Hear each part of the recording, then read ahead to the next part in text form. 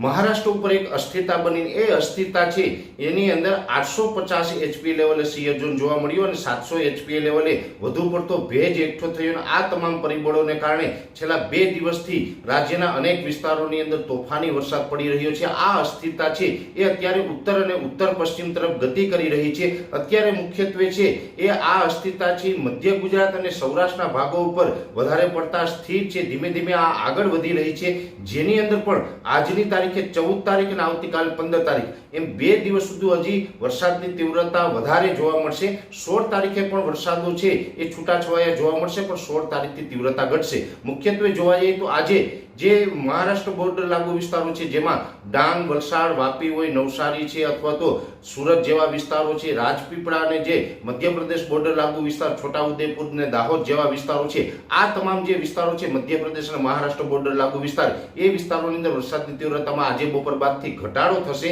અને હવે જે તીવ્રતા આવનારા 2 દિવસ છે જે સૌરાષ્ટ્ર, કચ્છ, મધ્ય ગુજરાત અને ઉત્તર ગુજરાત આ વિસ્તારોમાં વધારે જોવા મળશે, જેમાં ખાસ કરીને આજની તારીખે જે 14 તારીખના રોજ છે એટલે કે આવનારા 24 કલાક સુધી સૌરાષ્ટ્રમાં અતિ તીવ્રતા જોવા મળે તેવી શક્યતાઓ છે। સૌરાષ્ટ્રના અનેક વિસ્તારો એવા છે જેમાં 24 કલાકની અંદર 1 થી 1.5 ઇંચ અને અમુક જગ્યાએ 1.5 ઇંચ કરતાં પણ વધારે વરસાદ નોંધાય। આજની તારીખ અને આવતીકાલ 2 દિવસ સુધી જ્યાં વરસાદ પડશે ત્યાં થંડરસ્ટોર્મ એક્ટિવિટી જોવા મળે તેવી શક્યતાઓ છે, એટલે કે આજે અને આવતીકાલ જે વરસાદ પડશે તેમાં ખૂબ ગાજવીજ અને પવનની સ્પીડ વધારે જોવા મળશે। પવનની સ્પીડ છે એ લગભગ 50 થી લઈને 70 કિલોમીટર પ્રતિ કલાકની ઝડપ જોવા મળે તેવું એક અનુમાન છે। એટલે આજ અને આવતીકાલ જે વરસાદ નોંધાવાના છે જેમાં સૌરાષ્ટ્રના દ્વારકા, જામનગર, જુનાગઢ, ગીર સોમનાથ, અમરેલી, રાજકોટ, મોરબી અને સુરેન્દ્રનગર જિલ્લાને વધારે પ્રભાવિત કરશે। કચ્છનું રાપર તાલુકો અને જે દરિયાઈ કાંઠાના વિસ્તારો છે તેમાં પણ તીવ્રતા વધારે નોંધાઈ શકે છે। મધ્ય ગુજરાતમાં આજ અને આવતીકાલ 2 દિવસ વરસાદ નોંધાશે,